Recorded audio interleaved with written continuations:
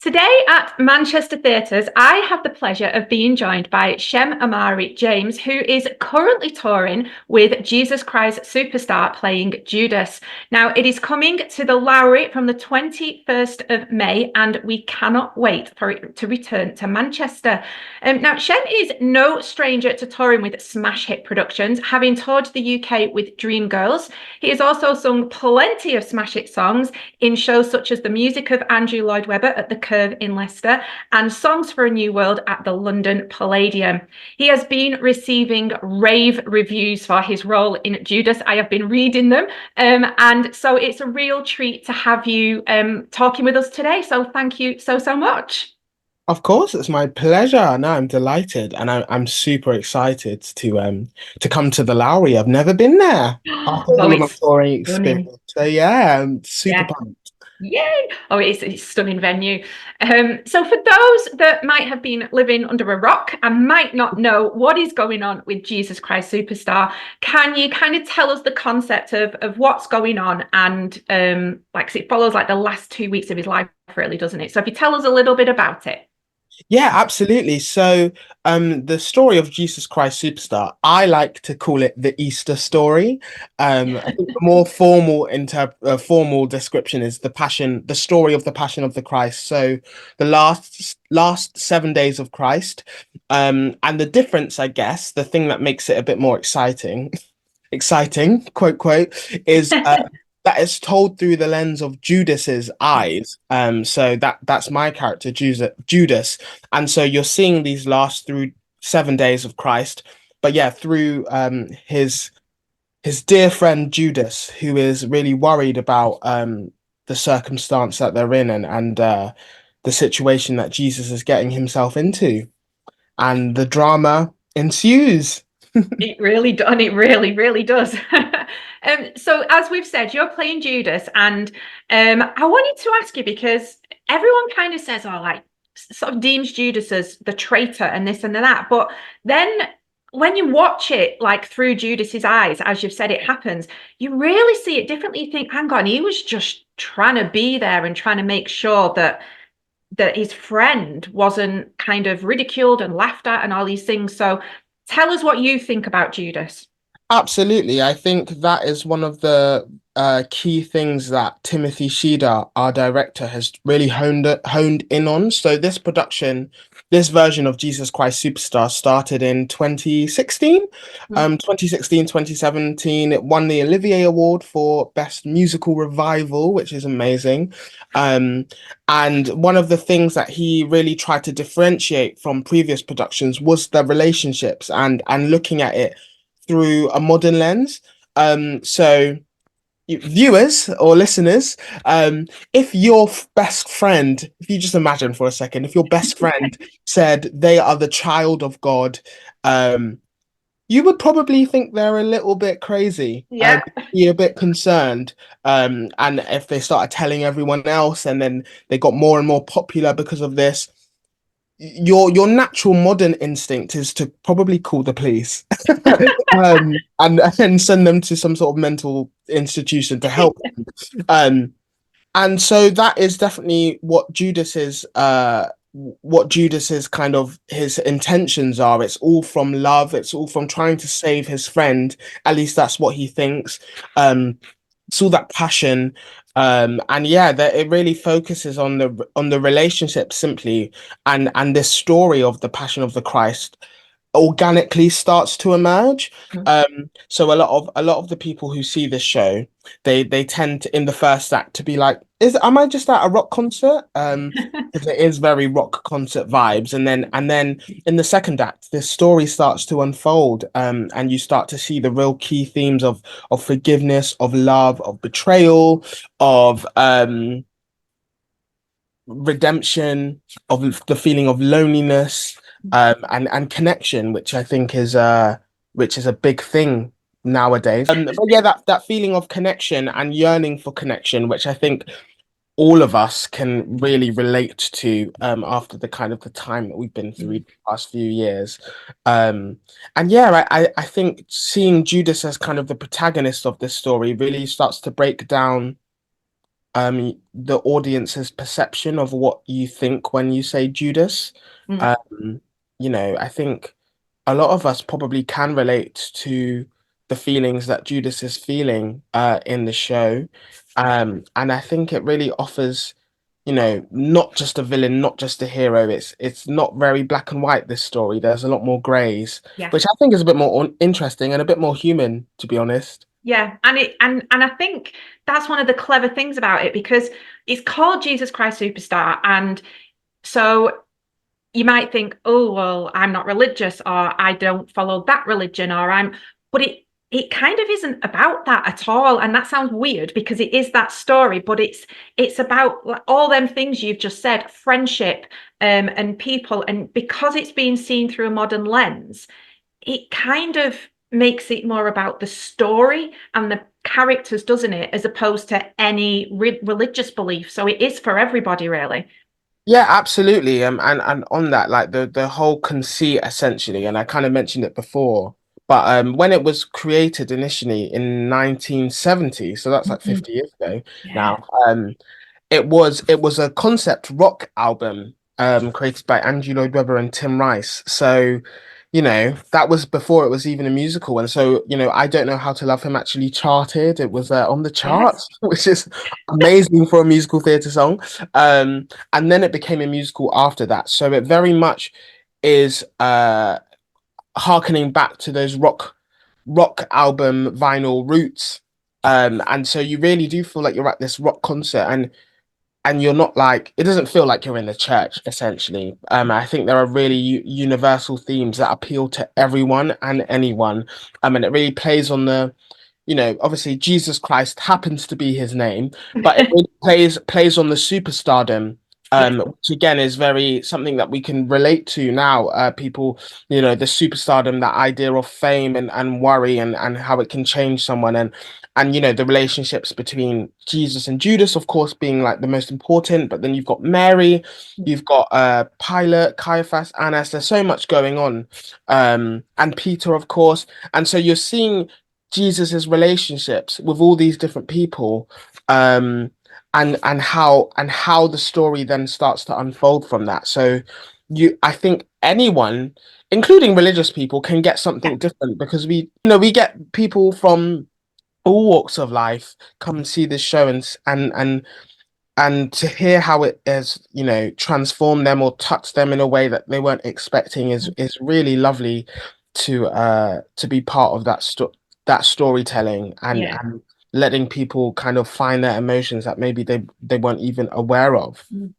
And I think when you've seen it as well, you've mentioned the music, and it was this, it was so different at the time, that it was this concept album before it even kind of became a musical. But the earworms in this music, from that opening guitar riff to what's the first and Hosanna and all of them. I mean, do you constantly find that even when you're not on stage, you've got like little bits going round and round your brain that won't leave?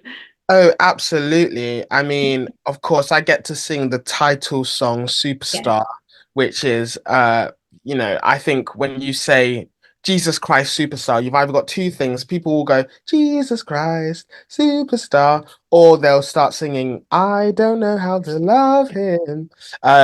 So yeah, they're definitely really catchy tunes for a good reason. I think they're really great songs. And listening to Gethsemane, Oh, Jesus' massive song, you can't help but kind of sing along, but also just be in awe of Ian McIntosh, who plays Jesus, and really smash it out the bag every night.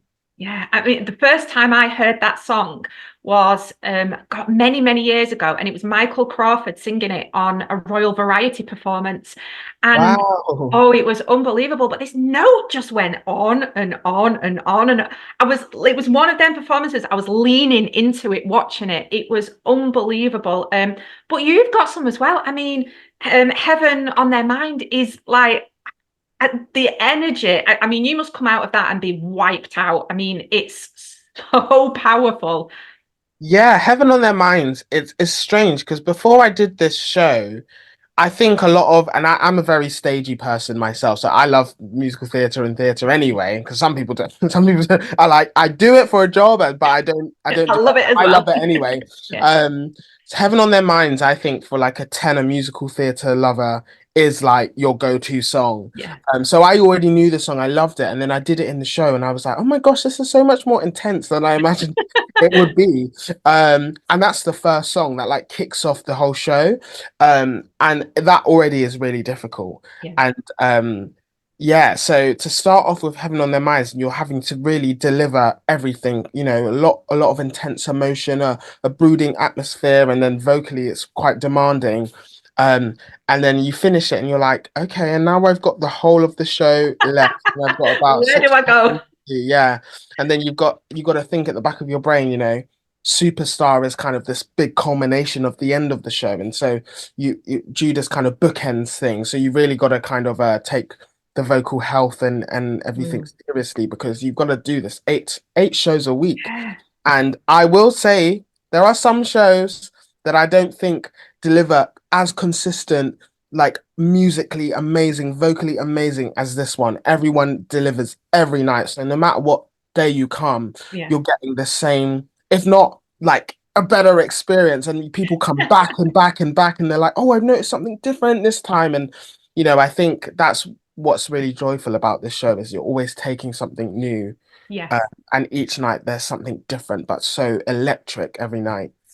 I think that's it. It is. It's electric, isn't it? And the music, it may have had like reorchestrations and things like that, but effectively, this Olivier Award winning, as you said, it's won many awards, hasn't changed, but the presentation, the production has. It's been updated. There's ways that modern audiences can connect with it. So, can you tell us a little bit about visually what we can expect to see?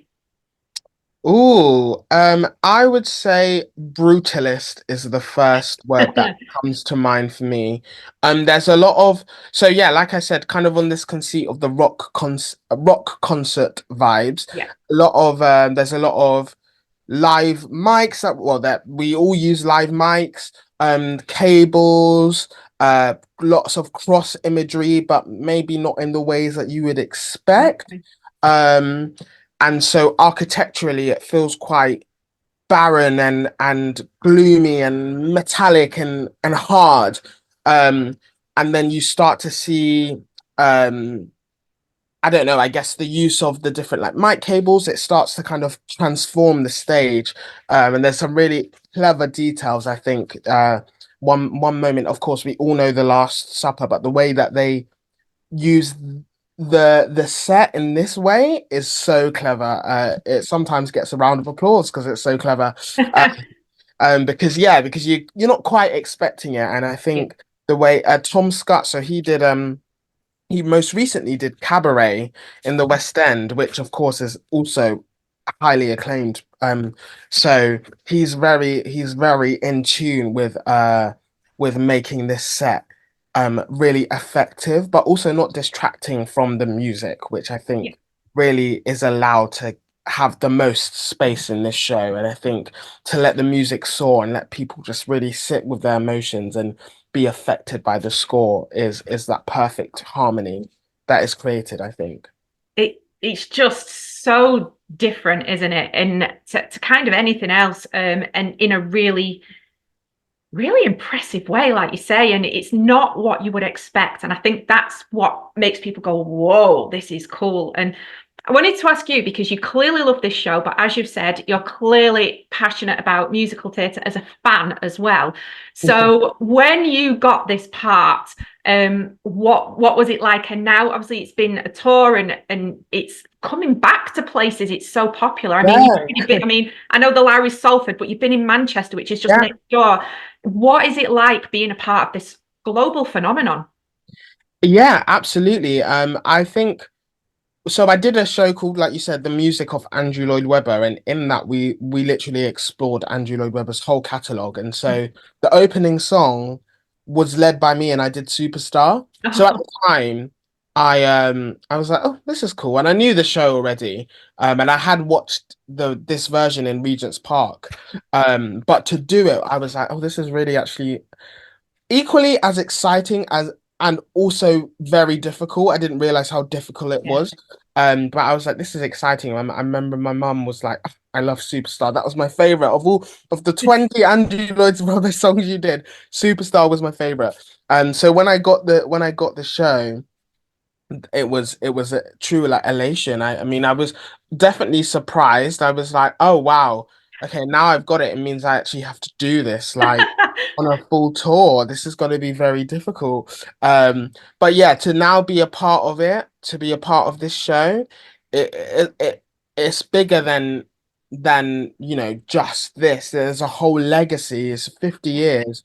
And so you're following in the footsteps of some really amazing actors, singers, um, and to be kind of part of that roster is wild. Yeah. I have to be very grateful because not everyone gets this opportunity, but yeah, to be part of it is amazing. I actually randomly saw Ben Forster the other day, and Oh yeah. my earliest memory of Jesus Christ Superstar is watching that tape of Ben Forster and Tim Minchin and Mel C. Yes. And so it was weird. It felt like a passing of the torch almost like, and now this is the new generation Jesus Christ Superstar. Um, and yeah, just to see how it's been received, you know, Manchester and then coming back now, and Glasgow, and then we're going to like new places in Wales that we'd already kind of done it all of Wales, I thought. But yeah, but people just love it and they lap Yeah. it up. We're in Wimbledon at the moment, and there's a couple of people who have just come consistently day after day after day, and it Oh, just shows that they're just constantly enjoying it and they're constantly getting that catharsis. Also, like my first experience of people cosplaying, which is really funny because in our show we're all kind of wearing tracksuit bottoms and stuff, so our costumes aren't. I don't know. It's not like glitz and glamour, I would say. It's a lot more like grungy, but people are coming in their tracksuits like our show version, which I I love find it. it, which is amazing. Um, It is. yeah, no, it is great. Also, the one thing I did not mention about this set, but I just want people to know, as dark and brooding as it is, there is a lot of glitter in this show. Yes. So it does in terms of what it lacks in vibrancy in the set, it makes up tenfold in glitter. You will not be disappointed with how much glitter there is, and silver, shall I say? And this is my sign. That's all I'll say. Oh. But yeah, lots of silver and glitter. Well, I cannot wait. It is going to be fantastic. Thank you so, so much for your time today, Shem. And yeah, we've not got long. It's coming on Tuesday, the 21st to the Lowry. Grab your tickets, people. It is an absolute phenomenon. So thank you so, so much for joining us. And we will see you there. Very excited. See you there. Bye. Bye.